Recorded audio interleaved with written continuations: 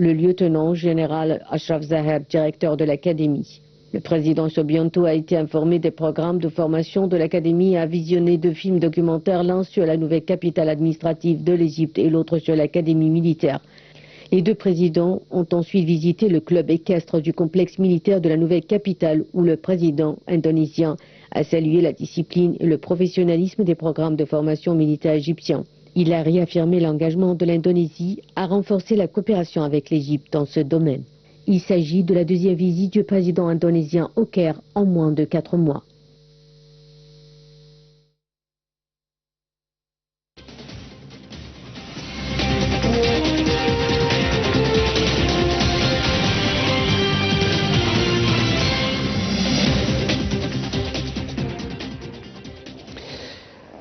Alors, mesdames et messieurs, dans ce contexte, j'ai le plaisir d'avoir en ligne l'ambassadrice Wafé Bassim, qui est ancienne adjointe du ministre des Affaires étrangères.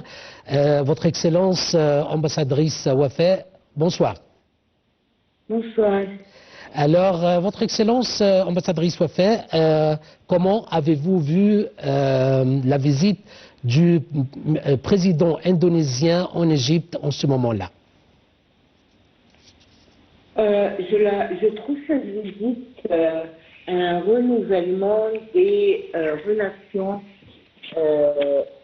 historiques, et là c'est pas un slogan, mais c'est vraiment des relations historiques qui datent de la coopération, la collaboration, le rapprochement très important entre les 2 pays dans le cadre des pays non alignés.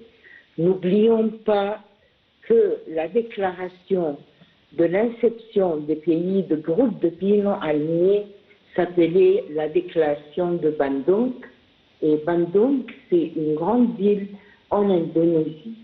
Donc, toute cette histoire de coopération, de collaboration, de solidarité, qui visait à des valeurs d'indépendance, de développement, d'agrandissement des pays qui avaient un potentiel, mais qui souffraient du colonialisme, avait le nom de cette ville indonésienne.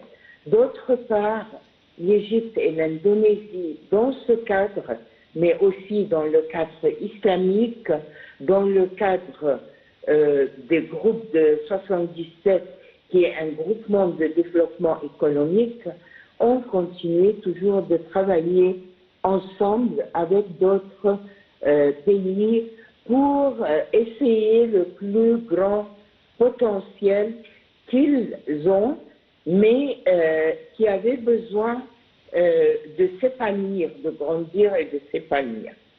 Là, cette visite présidentielle, bien que visite éclair, a pu, disons, encadrer cette grande relation, mais aussi donner un grand signe de renouvellement de vie par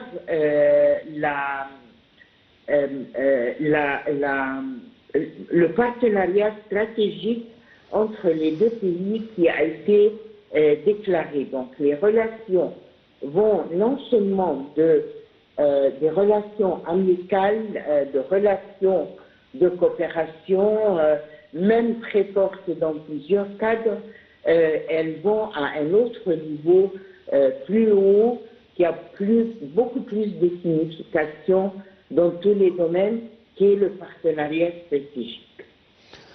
Très bien. Ambassadrice Wafé, on a vu que durant notre commentaire, que l'économie a eu un grand part des discussions entre les 2 présidents dans plusieurs domaines. On a vu le domaine de fabrication, du commerce, de l'investissement, des communications, des technologies. Alors, comment ou pourquoi, disons, cette rencontre, renforcera l'économie entre les 2 pays? Et disons que toujours les relations, surtout quand elles sont des relations stratégiques, nous pouvons l'imaginer comme un corps, comme une entité très forte qui a deux ailes. En partie, vous avez la partie politique et la partie économique, commerciale, investissement. Nous pouvons facilement mettre sous l'égide de la partie politique, de l'aspect politique, aussi l'aspect sécuritaire et coopération militaire. Et cette grande signification, nous l'avons vue pendant la visite, qui, je crois, une des premières où le chef de l'État égyptien, son Excellence El-Sisi, accompagne son hôte pour aller à l'académie, à la nouvelle académie militaire qui est dépendante de la nouvelle capitale administrative, où ils ont vu comment il y a la formation technique, militaire, et comment il se peut avoir aussi une coopération plus étroite, surtout que nous avons déjà une coopération très forte dans le domaine des armes et des pièces d'échange. Et là, c'est l'aspect sécuritaire, armement, politique, qui donne une fondation beaucoup plus forte aussi en ce qui concerne l'aspect économique, industrie, commerce, investissement, communication, technologie et d'information. N'oublions pas, l'Indonésie est un très grand pays agricole qui a son empreinte dans le commerce universel agricole et avec lequel nous avons beaucoup d'échanges.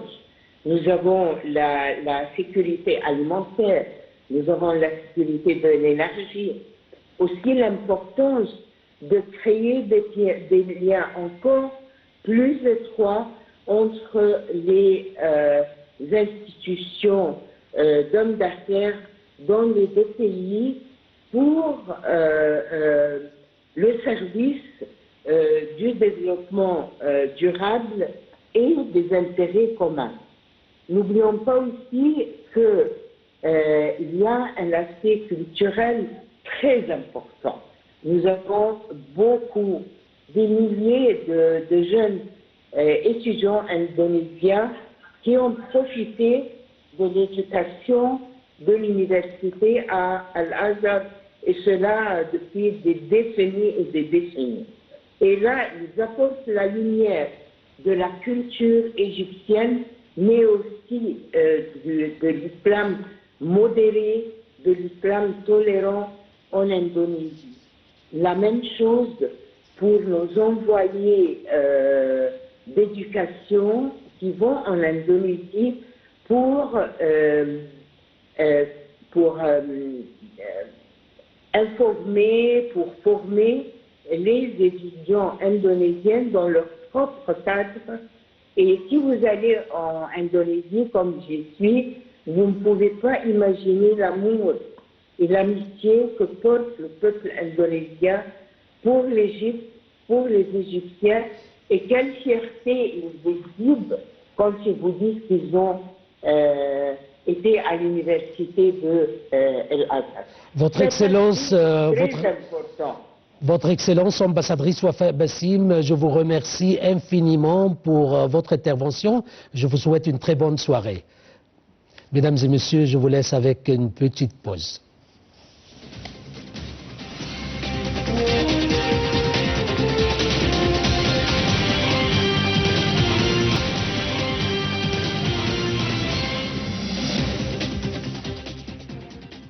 Mesdames et messieurs, nous avons le plaisir également d'avoir en ligne Dr Saïd Fathi, qui est un analyste politique. Dr Saïd, bonsoir. Oui, bonsoir, monsieur Chérif. Alors, docteur Saïd, en ce qui concerne la visite du président indonésien en Égypte ces derniers jours et sa rencontre avec le président Abdel Fattah el-Sisi, bien sûr, on a le plaisir, je vous demande s'il vous plaît de nous parler des relations diplomatiques qui lient les deux pays. Il y a des relations bien sûr diplomatiques et économiques et religieuses aussi. Est-ce que vous pouvez nous donner plus? Comme nous le savions, bien sûr, que l'Égypte est en train de jouer un grand rôle essentiel et principal avec les différents pays du monde et surtout avec les pays musulmans. L'Indonésie est un des grands pays asiatiques avec lesquels nous avons de très bonnes relations dans de différents domaines depuis des dizaines d'années. Bien sûr, soit le point économique, le point social, le point commercial, dans des différents domaines. Et n'oubliez pas qu'il y a un grand nombre des étudiants indonésiens qui participent ici à l'université de Al-Azhar, dans les différentes facultés. Ce qui mène à dire, bien sûr, qu'il y a des relations entre les deux pays et des très bonnes relations aussi, pas non seulement des relations, mais de très bonnes relations et des échanges économiques entre les deux pays. Bien sûr, comme nous le savions nous tous, ils ont pas mal de production là-bas auquel l'Égypte est en train de profiter. Nous avons besoin de l'huile, nous exportons un grand nombre de l'huile de chez eux, des papiers, des feuilles, du bois, et aussi eux-mêmes ils ont besoin de quelque chose ici que nous leur transportons ou exportons. Ce qui dit qu'à ce point-là, il y a des relations entre ces deux pays-là, notre pays d'une part, et bien sûr l'Indonésie d'autre part. Et je tiens à dire que les grands responsables y ont toujours des différentes visites entre les grands responsables des deux pays pour essayer de trouver des travaux communs dans les différents ministères. Et surtout du point de vue dans le domaine religieux. Je peux dire aussi que la plus grande partie des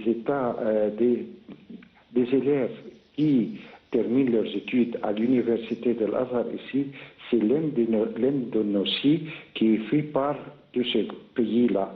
Mais en même temps, il faut dire la vérité, c'est pas assez suffisant l'affaire économique entre les deux pays. Il faut augmenter, bien sûr, et développer, bien sûr, ce qui se passe entre les deux pays.